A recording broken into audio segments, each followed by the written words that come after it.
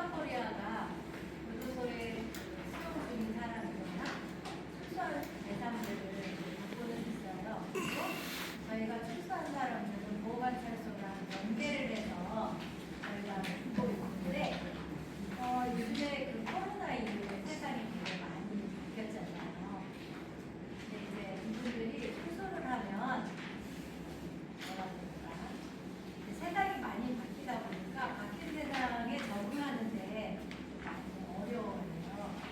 그래서 이런 부분들에 대해서는 물론 그 교도소 안에서도 도와주고 뭔가 뉴스도 볼 수 있고 다양한 통로가 있기는 하지만 단절되었던 사람이 세상에 나와서 다시 재사회화되기 위한 첫 번째 출발점에서 딱 거기에 부딪히게 되는 거예요. 그게 뭐냐 하면 최근까지는 키오스크를 사용하는 게 굉장히 이제 무섭다고 이제 생각을 하셔서 키오스크 사용법을 좀 알고 싶다. 근데 이제 키오스크도 너무 다양하게 있어서 사실은 여기 계신 분도 다 활용을 못하고 있을 수도 있어요. 저도 용산역에서 오면서 그 손흥민이 나오는 메가커피에서 커피를 사 먹으려고 했는데 카페라테를 사 먹어야 되는데 카페라테를 못 먹고 헛개 무슨 커피인지 모르니까 아메리카노 커피였어요. 네, 그리고 이제 어떤 커피를 선택을 하면 그 커피만 딱 되는 게 아니고 샷을 뭐 진하게 할 건지 설탕을 넣을 건지 말 건지 다양 계속 따라오는 질문들이 있잖아요. 그러니까 기본적으로 저도 되기는 하는데 저도 오늘 아침에 경험을 하게 됐어요. 그 용산역이다 보니까 커피값이 비싼데 메가커피가 좀 저렴하다 보니까 키오스크는 2개가 있고 젊은 사람들이 쭈르르 서 있어요. 여기 좀 돌아보니까 제가 제일 나이가 많은 것 같았어요. 그래서 뒷사람한테 좀 눈치가 보이기도 해가지고 이게 제가 이 메가커피, 무겁게 할매 커피 이름을 뭐 이렇게 해놔가지고 헷갈려가지고 빨리 선택을 못했어요. 그럴 때 저한테 오는 심리적 부담이 있어요. 뒷사람이 불편하게 생각하지 않을까라는 이런 마음들이 제가 거기에 있는 그 커피 이름을 그냥 라떼, 뭐 아메리카노 이렇게 할 것이고 할매 커피 뭐 여러 가지 이름을 해가지고 좀 이렇게 제가 검색을 해볼 수 있는 시간도 없었고 이런 게 되게 어려웠어요.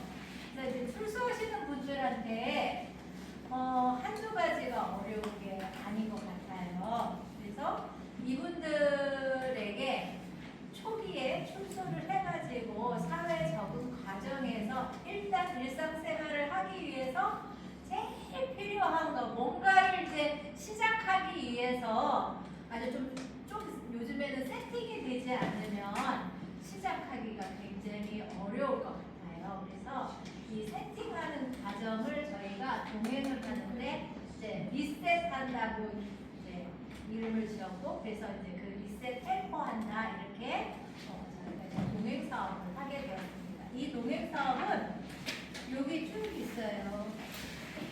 후원사가 있는데 1027 광화문에서 지도한 이렇게 헌금이었던 것 같아요.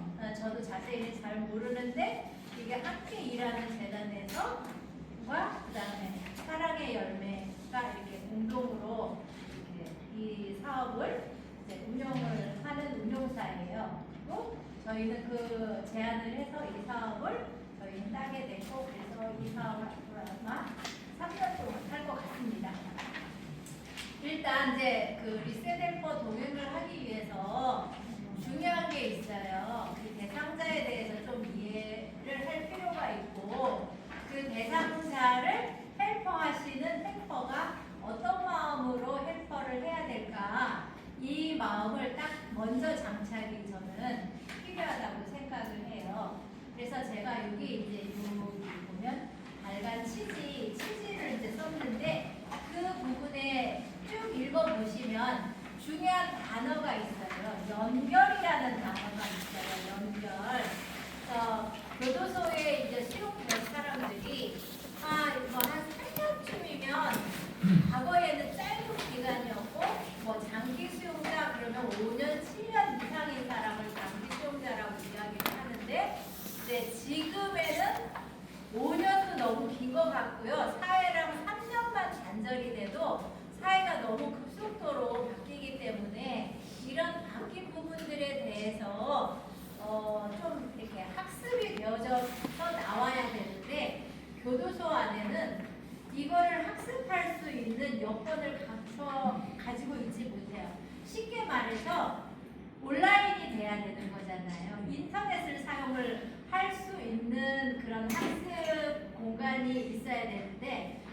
공간이 전혀 없다라는 거예요. 그럼 교도소에서는 왜 인터넷 좀 스마트폰 뭐 직원과라도 빌려서 좀 사용할 수 있지 않을까? 근데 여기 이제 교도관 이렇게 퇴임하신 우리 선생님들도 계시는데 만약에 내 스마트폰 빌려준다 그러면 거기 검색하고 누구한테 전화할 수 있고 또 메일 보낼 수 있고 뭐 이런 일이 발생할 수 있는 거잖아요. 그래서 그 안에서는 이렇게 쉬운 게 아니고 그리고 교도소 안에 TV 보긴 봐요. 보람의 방송국이 있어요. 법무부에.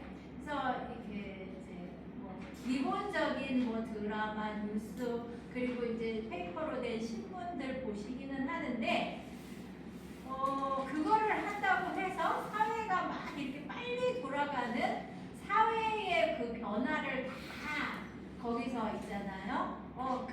그랬지 하고 이제 할 수가 없고 또 새로 들어온 사람 중에서 사회 이야기를 전해준다고 해도 그 바뀐 사회에 대해서 다 습득을 해내기가 또 쉽지 않고요. 이런 단점들이 있는 것 같아요. 이제 일단 중요한 거는 사회에 살던 사람이 교도소라는 곳을 갔는데 이 사회라는 곳과 사실은 연결이 끊어진 거는 아니에요.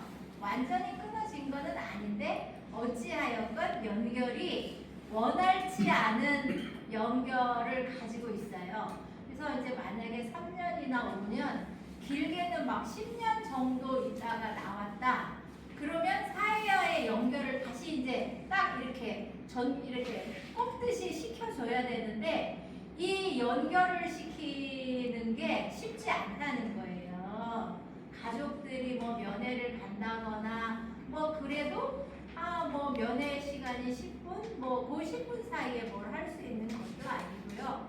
그리고 이제 그 가시는 분은 그냥 위로 면회를 가시는 거지 사회가 어떻게 변했다 그거를 자세히 알려줄 수 있는 그런 상황은 아니신 거죠.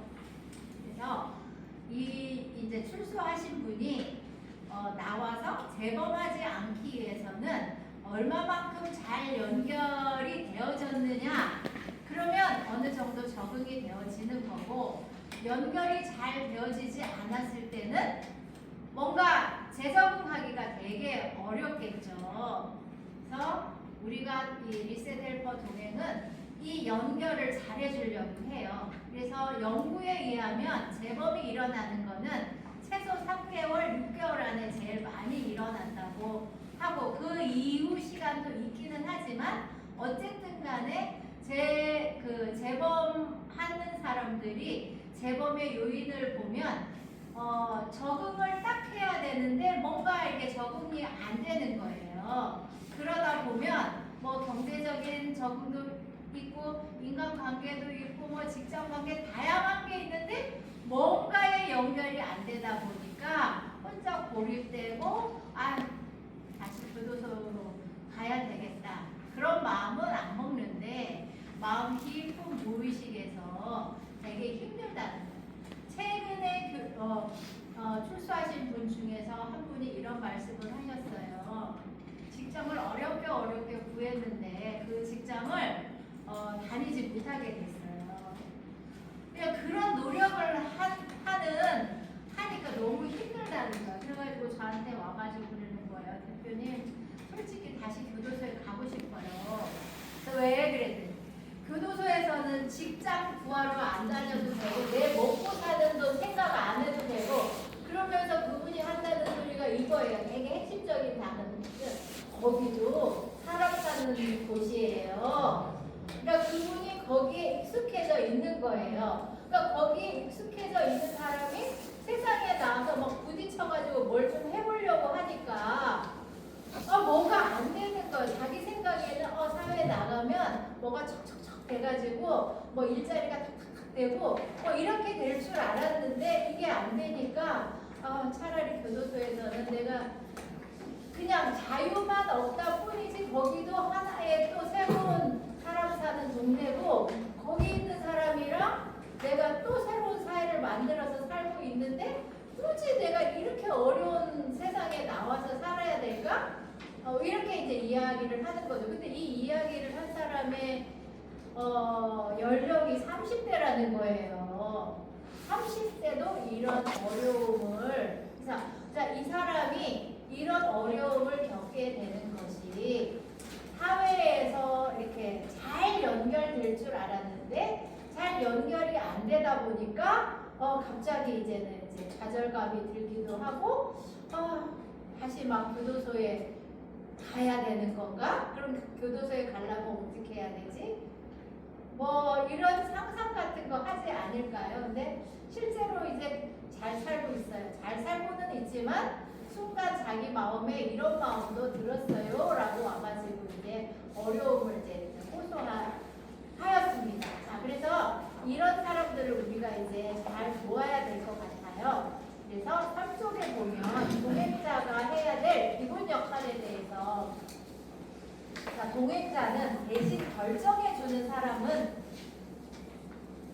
네네, 안 열어주셔도 될 것 같아요. 네. 동행자는 대신 결정해 주는 사람은 아니에요. 결정은 그분이 하시는 건데 동행을 해주는 거죠. 그리고 나는 조금 더 먼저 경험을 한 경험자인 거예요. 나도 사실은 다 모르는 거죠. 우리 벌써 이거 서울에서 교육을 했는데 다 교육을 받으시고 이거 내가 동행을 할 수 있을까? 이렇게 이야기를 했어요. 근데 이거를 원활하게 다 사용을 해서 동행을 하는 게 아니고 경험자도 배워가는 거예요. 저도 컴퓨터를 다 원활하게 사용하지 못하고 핸드폰을 제 마음대로 사용하고 있지는 못해요. 그래서 그러면 저의 경험치만큼 살아갈 수 있도록 이렇게 도와주면 되는 거죠. 그리고 동행자는 가르치고 평가하는 사람이 아니어야 되는 거죠. 그리고 세 번째, 동행자는 출소자가 지금부터 무엇부터 정리해야 하는지를 함께 바라봐주는. 자, 막 이렇게 탁 나온 사람은 뭐부터 해야 될지 모르는 거예요. 어떤 것부터 내가 순서를 뭘 정해서 우선순위를 정해야 될지 모르는 이런 경우가 있을 수 있어요. 대체적으로 그렇습니다. 그래서 순서를 잘 정해서 할 수 있도록 이렇게 안내해 주는 사람이다. 이렇게 보시면 될 것 같고요. 자, 두 번째 5쪽에 보면 동행자가 하지 말아야 할 말이 있어요. 이거 되게 중요합니다. 그건 내가 잘못해서 그런 거야. 잘못해서 그런 거야. 잘못해서 교도소에 들어갔다 온 거죠. 근데 이런 것들에 대해서 말을 조심을 해야 된다는 거예요. 신뢰관계가 형성이 돼야 무엇이 동행을 잘할 수 있고 그 사람도 적응을 잘할 수 있는데 교도소에 이제 갔다 오신 분들이 가장 큰 감정이 낙인감이에요. 사회로부터 낙인 받았는 거고, 사회로부터 낙인 받았다라는 거는 또 사람과의 관계에서 낙인감을 가졌다라고 볼 수 있는 거죠. 그래서 그거 이제 내가 잘못해서 그런 거야.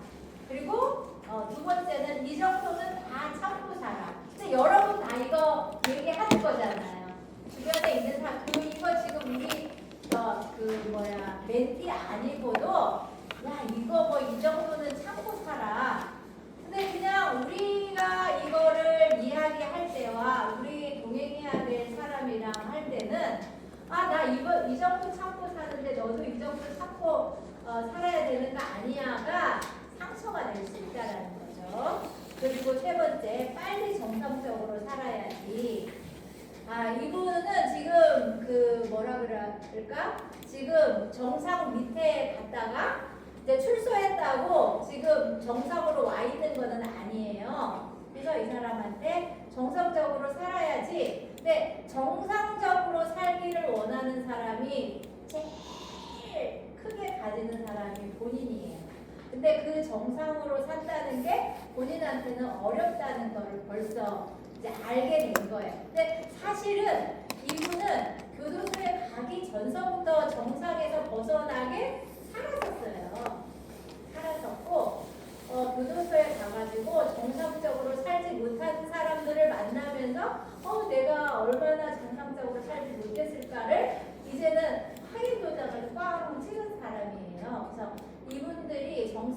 돌아오려면 비정상적으로 살았던 시간만큼의 시간이 사실은 필요해요. 사회에 나와서 바로 이렇게 정상이 되는 게 아니라는 거를 이해해 주셨으면 좋을 것 같아요. 그래서 나는 위로 차원의 말이었는데 본인 입장에서는 본인이 낙인감이 있는 거잖아요. 낙인감이 있다 보니까 내가 비정상인 것에 대해서 상처를 가지고 있는데 나의 따뜻하게 한 조언이 상대한테는 상처가 될 수 있다는 거죠.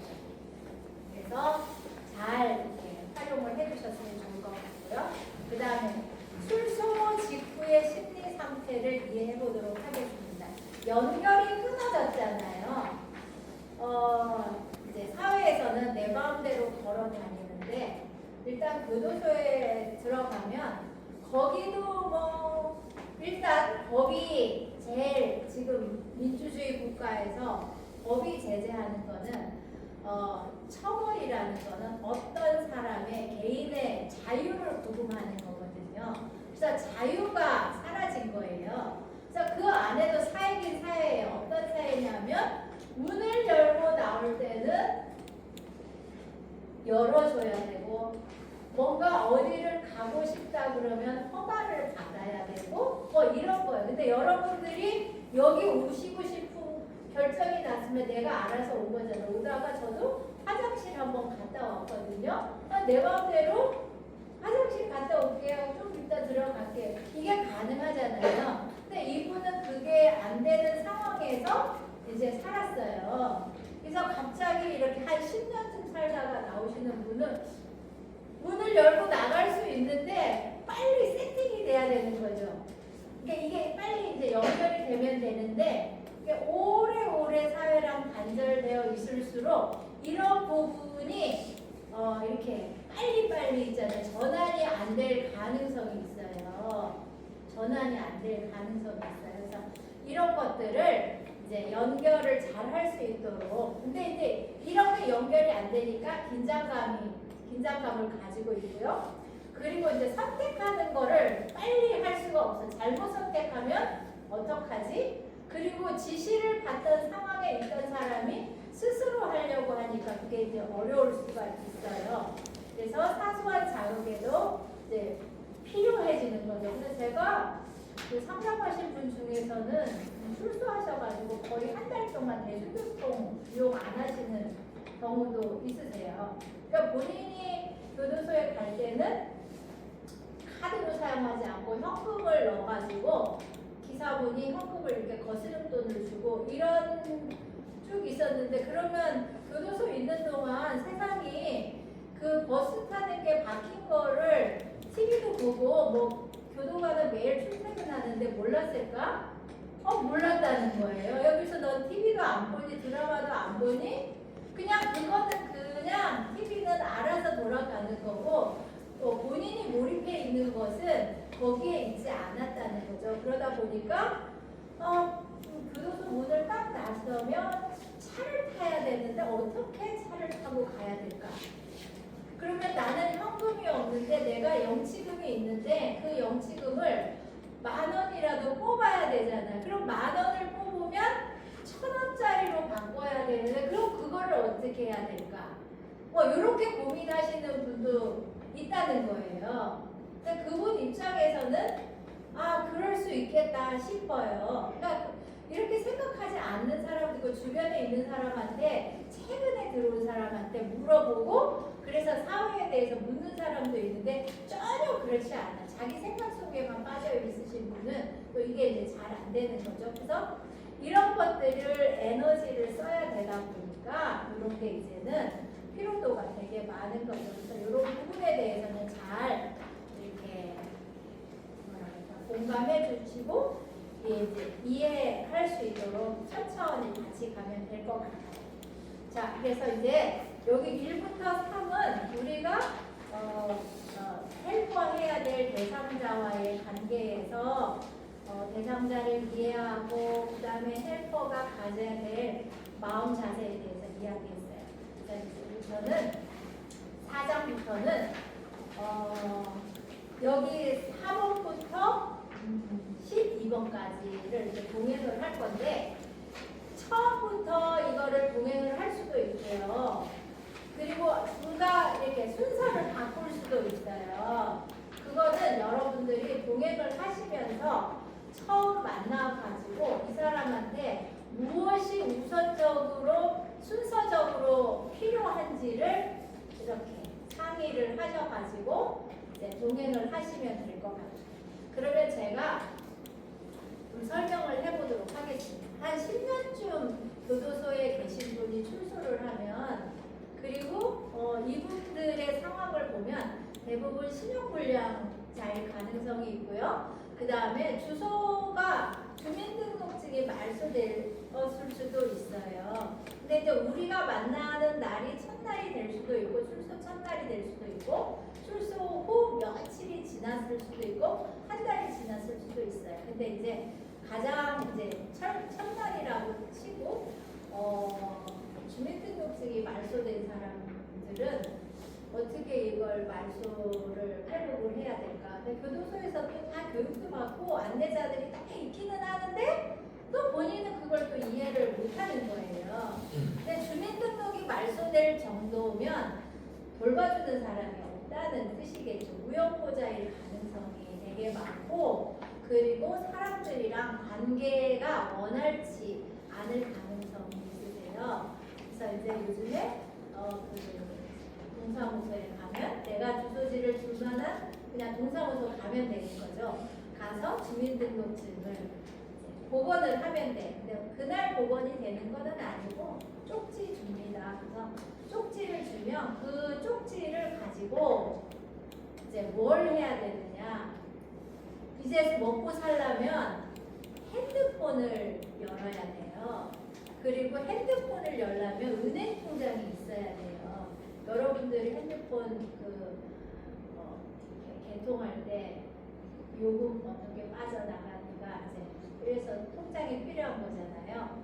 그래서 이제 현대 사회는 핸드폰이 무조건 필요한데 또 요분들이 핸드폰을 개통할 수가 없어요. 신용불량이 되어져 있기 때문에. 그래서 대부분 이분들이 교도소 안에서 많이 하는 게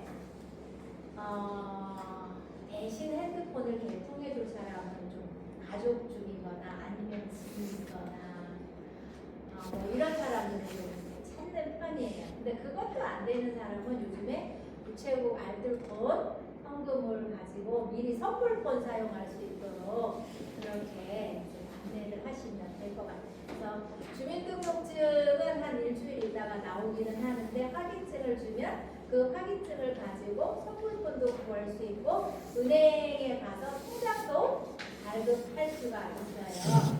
그래서 요즘에 은행은 가면 또 이제는 직원들이 많이 없잖아요. 그리고 이제 은행에 가면 이제 키오스크로 번호표를 또 뽑아야 되니까 옛날에는 그냥 기다리면 이렇게 기계로 착 뽑으면 되는데 요즘에는 키오스크에다가 여기부터 이제 힘들어지는 거예요. 그래서 이런 게 사실은 우리 입장에는 가면 거기 안내하시는 분이 있으니까 물으면 되지. 근데 이게 묻는 게 또 어려운 거예요. 왜?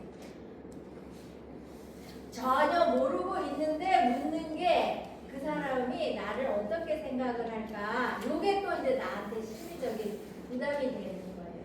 이런 걸 모르면 나를 이상하게 생각하지 않을까? 근데 여러분들이 은행에 가서 묻는데 이상하게 생각하 이런 생각 안 하잖아요. 근데 이분들은 한다는 거예요. 왜? 내가 좀 다른 세상에서 살다 오다 보니까 스스로 자기 내면에 낙인감을 가지고 있으니까 다른 사람 눈치를 많이 보고 그리고 다른 그 주변 사람이 나를 어떻게 평가할까? 그리고 내 이마에 나 교도소 어제 출소해서 이렇게 안 써 있는데 본인은 써 있다고 좀 생각을 하시는 편이에요. 그래서 이렇게 쉽게 묻는 게 쉽지 않아서 뭔가 이렇게 용기를 탁 내서 접근을 하기가 쉽지 않을 수 있을 것 같아요. 그래서 신분을 회복을 해야만이 핸드폰을 열 수 있고 통장을 열 수가 있어요. 자, 그러면 이제는 우리가 이제 신분을 회복을 했으니까. 그리고 이제 이 8페이지에 보면 뭐 긴급복지, 기초생활수급, 주거복지지원 이런 거는 이 사람이 주소를 둔 행정복지센터 사회복지과에 가서 동행을 하지 않더라도 가서 본인이 뭔가 도움을 받을 수 있는 어떤 것이 있는지 상담을 받을 수 있도록 도움을 주셨으면 좋을 것 같아요.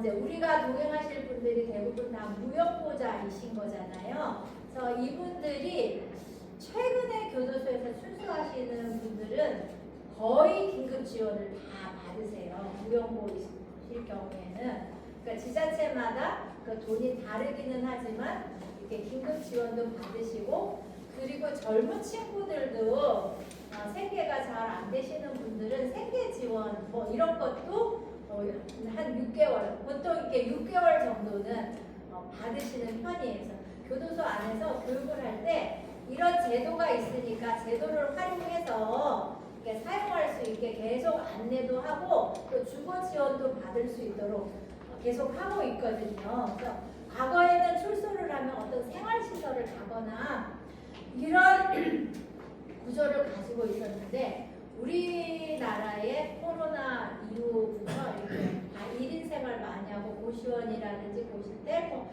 이런 것들이 많이 하면서 이제 본인이 국가 지원을 받는 거잖아요. 그래서 그런 시설에 가지 않고 혼자서 생활을 하시는 분들이 훨씬 더 많다고 볼 수 있어요. 그래서 이런 부분들을 이제 혜택을 받아야 되는데 전혀 혜택을 못 받고 이제 살아가시는 분들이 있을 수 있을 것 같아요. 그래서 이런 부분들에 대해서 같이 이 부분은 되게 좀 어렵더라고. 저도 동사무소에 가서 물어보니까. 근데 일단 개인마다의 어떤 그 사안이 다르기 때문에 상담을 받아 보셔야만 결정이 날 수 있어요. 그래서 상담을 받을 수 있도록 하셨으면 좋을 것 같습니다.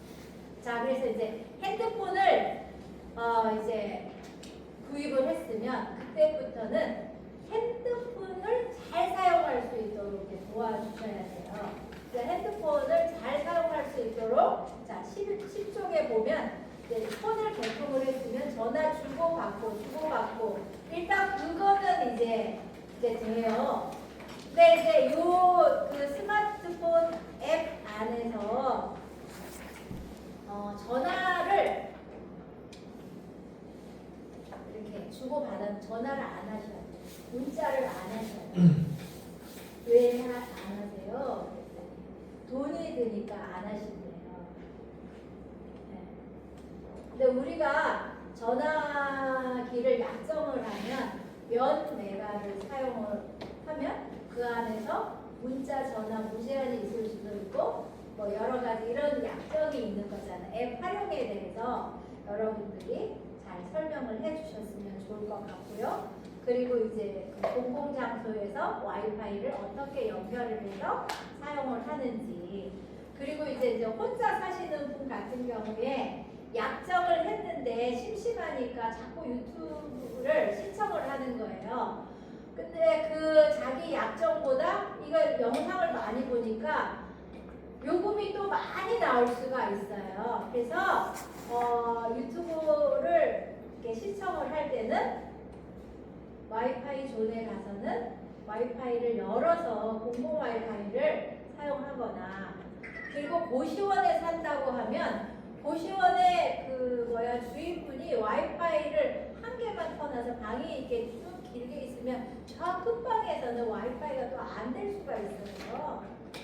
그러니까 그런 사항들이 있어가지고 처음에는 본인도 잘 몰랐다가 본인이 약정한 돈보다 더 많이 왜 돈이 나왔는지, 그래서 그 개통한 데 가가지고 자기가 따졌다고 하더라고요. 그러니까 가서 보니까 이 사람이 영상을 많이 보게 돼요. 혼자 있다 보니까 계속 영상을 보니까 약정 이상을 사용을 하게 되는 거예요. 그래서 이런 것들을 어떻게 잘 사용을 할지에 대해서 동행을 해주시면 될 것 같습니다. 그 다음에 12쪽에 보면 이제 스마트폰으로 우리가 이제 사용해야 될 게 많잖아요. 그래서 앱을 어떻게 사용을 할 건지 구글 플레이에 가가지고 여러분들 일단 앱스토어에서 앱을 어떻게 내가 원하는 앱을 다운받아서 앱을 깔고 사용을 하는 방법을 잘 이렇게 숙지를 하셔서 해주셨으면 좋을 것 같고, 그리고 기본적으로 카카오톡 설치를 해서 주고받기 할 수 있고 유튜브 사용 이렇게까지 하면 스마트폰의 활용에 대해서는 잘 도와줄 수 있을 것 같아요.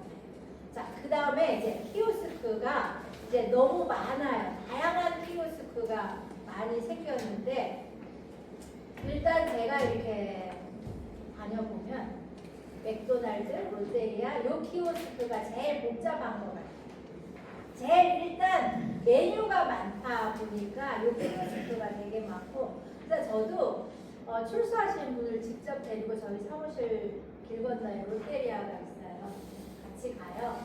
근데 처음에는 제가 이렇게 연습을 하죠.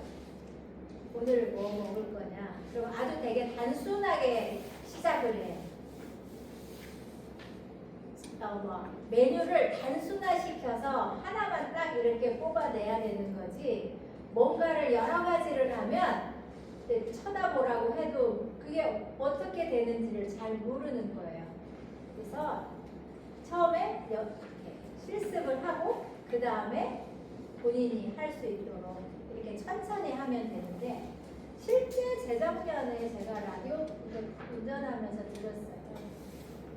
어떤 분이 50대 여성분이 맥도날드에 가서 햄버거 먹으려고 했는데 키오스크를 막 조작을 해서 끝에를 못 가는 거예요. 끝에를 못 가요. 그래서 뒷사람이 너무 많이 있어요. 근데 맥도날드는 가면 키오스크가 한 5개쯤 있어요. 근데 이렇게 사람이 너무 많으니까 너무 창피하고 묻기도 그렇고, 그래서 햄버거를 못 먹었다. 이런 게 이제 그 라디오에서 나온 거예요. 근데 이제 거기 가면 이걸 키오스크를 사용하지 못하는 사람을 위해서 직원이 또 이제 받아요. 근데 또 이제 어떤 분에 한해서는 카드를 또 절대로 사용을 안 하시려고 해. 뭐 어디 갔는데 현찰밖에 없어요. 그럼 저 종종 목격해요. 최근에도. 카드 없으세요? 카드 안 사용하는 현찰. 우리 가게들은 카드 아니면 안 된대요. 그러니까 거기 주인이 없고 아르바이트생만 다 있으니까 현찰을 쓰면 돈을 돌려줘야 되잖아요. 그러니까 이 기계만 설치해 놓고 CC 카메라 달아놓고 그냥 다 아르바이트생이 운영을 해요. 그러니까 현찰 오는 사람은 안 파는 거예요. 그러니까 이런 상황들이 지금 사회에 있고, 이제 여기는 어떻게 되는지 모르지만 버스를 딱 타면 현금 없는 버스, 요즘에 버스에다 현금 없는 버스라고 이렇게 해놔요.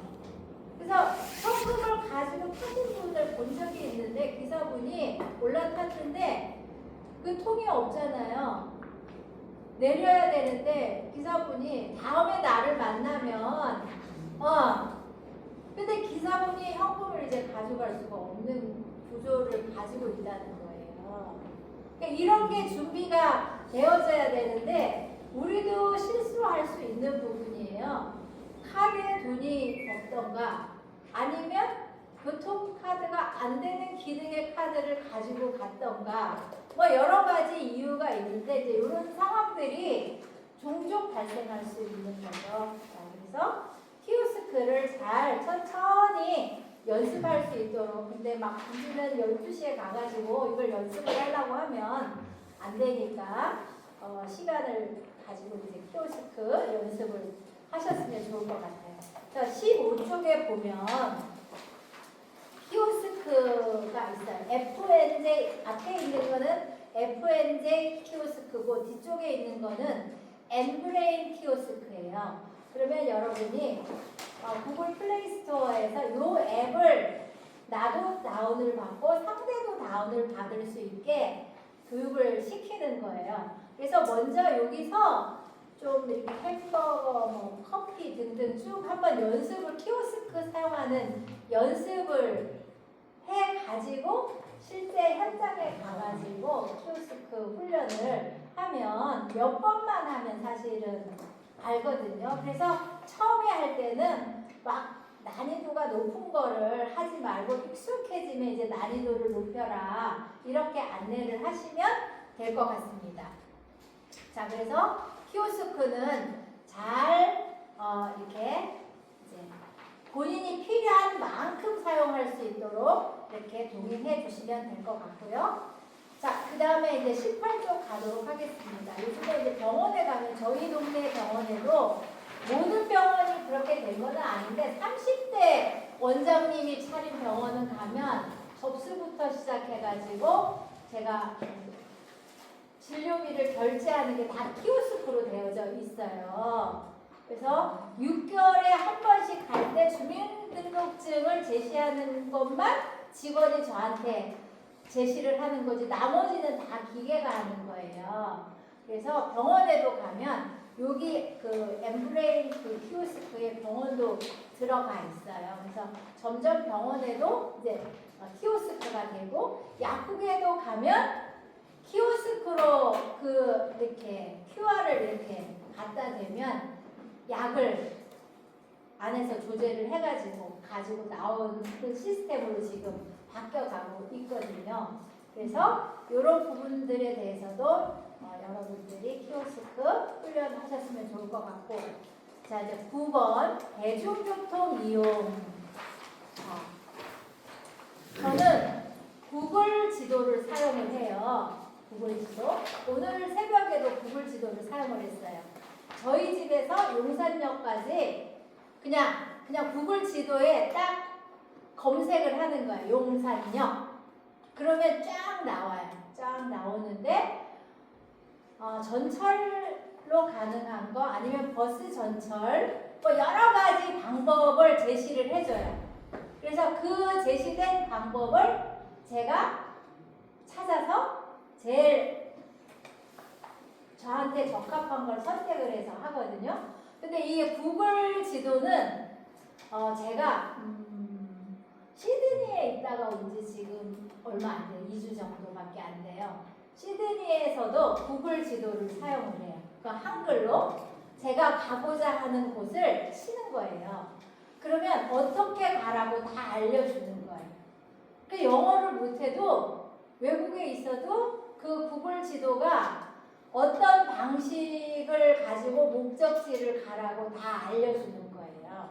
그리고 화면에 영어로 나오는 게 아니고 다 한글로 해석이 되어져서 나오니까 버스든 기차든 제가 연결을 해서, 그리고 그 구글 지도에 딱 보면 연결이 됐는데 기차는 몇 번 출구에서 타고, 그리고 버스 정류장 말로 환승을 한다면 환승역 몇 번으로 가서 어떻게 환승을 하라고 이렇게 자세히 설명이 나와 있거든요. 근데 이 자세한 설명을 보기 위해서는 나온 거를 자세히 들여다봐야 되는데 요런 게 이제 좀 뭐랄까 심리적 부담이랄까, 그러니까 그러다 보니까 자세히 안 봐서 못 찾아가는 거지, 좀 은근 좀 편하게 이렇게 연결이 되어져 있다. 그래서 뭐 카카오 맵이나 네이버 앱 이렇게 사용을 했었는데 최근에는 저는 구글 지도를 사용을 하고 있어요. 그래서 이제 이 앱도 구글 지도를 사용할 수도 있고 네이버 지도를 사용할 수도 있고 카카오 맵을 사용할 수도 있는데, 이거는 사용하는 사람이 스스로 나는 어떤 것이 편리하다, 자기 편리성에 따라서 이제 선택을 하시면 될 것 같고, 그리고 이제 그 안에 내가 출발과 도착의 시간이 이제 다 되는 거잖아요. 그리고 이제 지하철 같은 경우에는 어떤 역에서 어떤 역으로 가면 어디서 환승하라고 다 이런 게 이제 연결이 되어져 있거든요. 그래서 이렇게 여러분들이 대중교통에 대해서 일단 기본적으로 이용할 수 있도록 앱을 사용을 해서 도와주셨으면 좋을 것 같고요. 그리고 또 이제 중요한 거 하나는 T머니 카드를 사용을 했었는데 요즘에는 자기 신용카드로 이제 사용을 하는 거잖아요. 그렇지 않을 경우에 신용카드가 없으신 분은 티머니 카드를 사용을 해야 되겠죠. 그러려면 직접 어느 지하철이라면 지하철역에 가야 되는 거고, 아니면 그 티머니 카드를 그 편의점에서 준다면 편의점에서 살 수 있다면 거기서 사던가 뭐 이런 거를 이제 여러분들이 이제 활용하셔야 될 것 같습니다. 자, 그래서 교통 이용하는 거. 자, 이번에는 10번 은행 이용 보도록 하겠습니다. 은행은 일단 ATM으로 이제 은행 출금하고, 이제 중요한 거는 은행 앱을 까는 거예요. 은행 앱을 깔아서 은행에 가지 않고 핸드폰으로 현금을 보내고 물건을 사고 뭐 무통장 입금을 하고, 그러니까 이런 거를 할 수 있게. 혹시 사용 안 하고 계신 분 있으세요? 네. 네. 그래서 요거 사실은 처음에는 좀 어려운데 한번 사용해보면 좀 편리한 것 같아요. 그래서 이제 저의 방법인데, 요즘에는 저는 신한은행을 사용을 하는데, 이 신한소를 사용을 해요. 소를 사용을 하는데, 전 은행이 다 연결이 요즘에는 돼요. 그리고 외국에 나가서도 그 하나의 통장으로 사용을 하는데, 제가 사용하는 그 통장에는 한 가지 저는 수고는 해요. 많은 액수의 돈을 넣어놓지 않아요. 조금만 넣어서 사용을 하고, 집 앞에 ATM이나 은행에 가가지고 그 통장에다가 돈을 좀 넣는 거예요. 그러니까 저만의 안전하게 사용하는 방법인데, 편리하게 사용하려면 그냥 앱 안에서도 사실은 다 돼요. 다 되는데 그냥 저만이 안전하게 사용할 수 있는 방법이에요. 그래서 여러분들도 이제 이렇게 동행하시면서, 요즘에 사실 통장 만들기가 되게 어렵잖아요. 그래서 하나의 통장을 만들면 돈을 잘 분배를 해서 이렇게 사용할 수 있게 앱을 깔아서, 자기가 뭐 쓰는 그 은행의 앱을 깔아서 어떻게 사용을 해야 할지에 대해서 알려주시면 좋을 것 같고요. 그래서 모바일 뱅킹하고 그다음에 중요한 거는 이제 모바일 뱅킹 하는 거를 배웠어. 근데 중요한 거는 안전하게 사용하는 것에 대해서 잘 알려주셔야 될 것 같아요. 그래서 안전하게 그 비밀번호.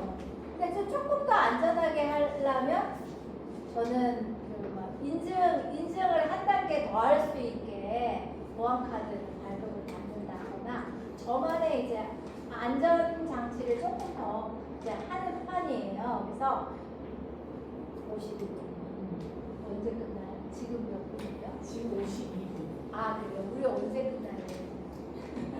12시가 있어요. 맞아요. 그래서 빨리 이제 얘기하는 거니까. 자, 그래서 자 이런 거 이제 쭉 책 여기 이제 내용 여기 다 있으니까 쫙 읽어보시면 될 것 같고요. 자, 이 최근에 제가 교도소에 교도관님이 출소한 사람 출소자가 궁금한 게 챗GPT를 사용하는 어떻게 하는지 알고 싶다. 챗GPT. 자, 챗GPT에 대해서 설명하도록 하겠습니다. 그냥 네이버나 뭐 치시면 그냥 한글로 챗GPT 이렇게 딱 치면 돼요. 그러면 챗GPT 딱 치면 챗GPT가 나와요. 거기를 탁 누르면 무엇이든지 물어보세요가 나오면 물어보면 아주 답을 너무너무 잘해줘요. 5줄로 해주세요. 그럼 5. A4 한 장으로 해주세요. A4 한 장으로 해주세요. 근데 중요한 거는 질문을 잘 해야 돼요. 요게 이제 AI 인공지능인 거잖아요. 이제 요런 것들을 요 고용취업 이력서를 쓰는 게 굉장히 어려워요. 그리고 이제 이력서를 쓰거나 자기소개서를 쓰는 게 어려운데 요때 AI를 챗GPT나 요즘에 구글에서 나오는 제미나이라고 있어요. 그래서 간단한 질문은 웬만한 거는 답을 해줘요. 그래서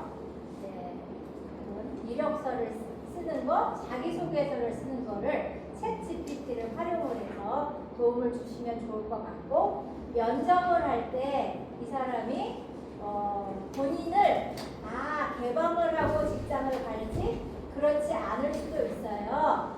그래서 면접을 할 때 어떤 자세로 면접을 해야 될지에 대해서 도움을 주셨으면 좋을 것 같고, 그 다음에 이제 13번 31쪽 제일 중요한 거는 지역 사회 속으로 가야 되는데, 우리가 이 일을 하는 목적은 한 대상이 사회에 나와서 잘 연결되고 적응해서 재범하지 않게 하기 위해서 하는 사업인 거거든요.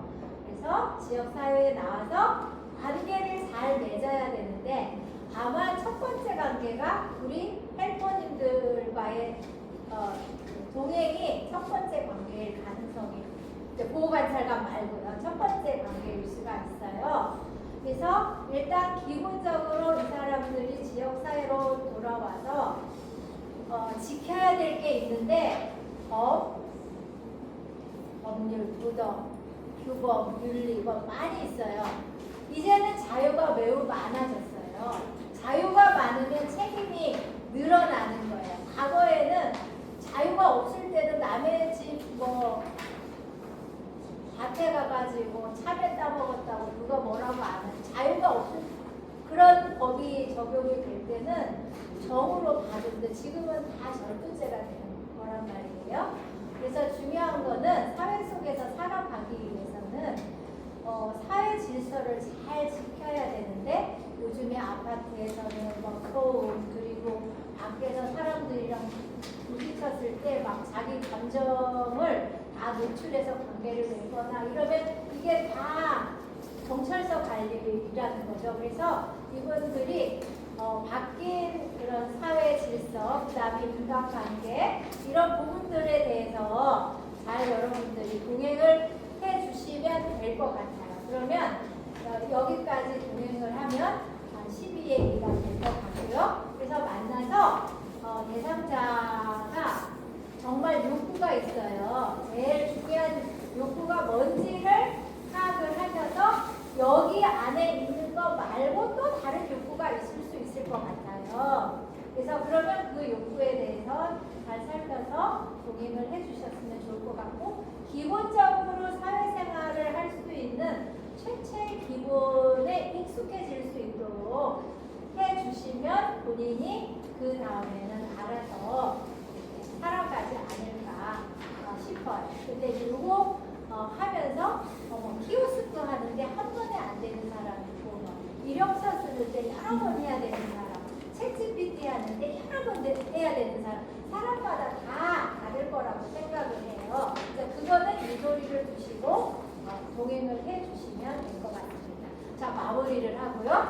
그래서 동행비 중요한 거는 돈에 대해서 좀 설명을 하셔야 되겠죠?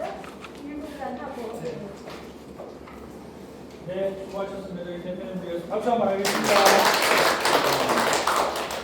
자, 우리 설명 다 잘 들으셨죠? 사실 중요한 게 뭐냐? 이게 전부 다 이렇게 하실 수 있으면 좋은데, 우리가 보호관찰소하고 이렇게 연결해서 해야 되는 부분이, 보호관찰소에서 사람을 소개 안 해주면 한 명도 못 할 수 있어요. 그게 제일 중요해요. 그래서 이 보호관찰소하고 잘 이렇게 얘기가 돼서 연결이 될 수 있도록 저희가 노력을 하고요. 어떤 교육을 잘 받아주셔서 감사하고, 교육 진행은 총 12회기에서 13회기로 적혀 있습니다. 그 내용을 참고하시면 되겠고, 이제 우리 보호관찰소하고 협의를 하고 사람을 추천해주면 그때부터 이제 바로 시행을 할 수 있을 텐데, 원활하게 모든 사람이 다 하면 좋은데 그게 쉽지 않을 수 있어요. 그래서 참고하시면 좋겠고, 우리 봉사하시는 참여 멘토분들에게 비용은 지난번에 제가 보내드렸듯이 한 회기당 5만 원에서 식비 및 교통비로 3만 원, 활동비 2만 원에서 총 5만 원씩 한 회기당 지급을 할 수 있도록 그렇게 되어 있습니다. 참고하시면 되겠습니다. 대상자는 3만 원을 별도로 주니까 대상자 거를 내가 사줄 필요는 전혀 없습니다. 따로따로 예산을 일부러 계산을 하게 하는 거니까 교육을 위해서 그런 거 하시면 되겠습니다. 자, 아까 나눠드린 거 서류 다 제출 꼭 해주세요. 제출해 주시고 이후 수천은 우리 이렇게 강의 장소도 제공해 주시고 식사도 예약해 주시고 일산 박물관도 예약해 주시고 버스도 예약해 주시고 우리 신성수 지부장님 바로 반갑습니다. 사진 한 번 찍을게요. 사진 단체 사진 찍어야 되는데 차량은 이미 준비되어 있어서 앞에서 기다리고 있고요. 서약서 하고 주세요. 차량은 여기다 놓고 오시고 바로 가실 분들은 차량을 가지고 가시면 됩니다. 아까 양식 남은 분 없어요? 어디예요? 양식 남은 거. 양식 남은 거 없어요? 100번 바지락 죽이고요. 아까 문의를 드리다